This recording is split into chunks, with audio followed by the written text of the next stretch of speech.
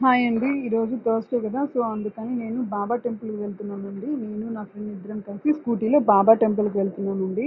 So, ఈరోజు climate అయితే చాలా బాగుందండి. మార్నింగ్ 8:30కి లిటిల్ బిట్ వర్షం వస్తా ఉంది. సో, నేనైతే ఈ ట్రావెల్‌ని బాగా ఎంజాయ్ చేశానండి.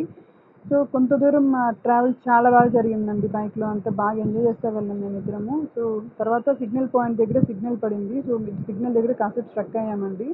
సో, ఒక్కసారిగా సిగ్నల్ దగ్గర గ్రీన్ సిగ్నల్ పడంగానే అన్ని వెహికల్స్ మూవ్ అయిపోయాయండి. చూడండి ఎలా ఉన్నాయో వెహికల్స్. సో, ఒకదానొకటి పోటీ పడి మరీ వెళ్తా ఉన్నాయి. సో, అప్పటికి మేము స్లోగానే వెళ్తున్నామండి. సో, మనం ఎంత స్లోగా వెళ్ళినా కానీ బ్యాడ్ సిట్యుయేషన్ దగ్గరగా వస్తే మనం ఏం చేయలేం కదండీ! సో, అదే అయిందండి మాకిక్కడ. మేము మూవ్ అవుతూనే ఉన్నాం స్లోగాను.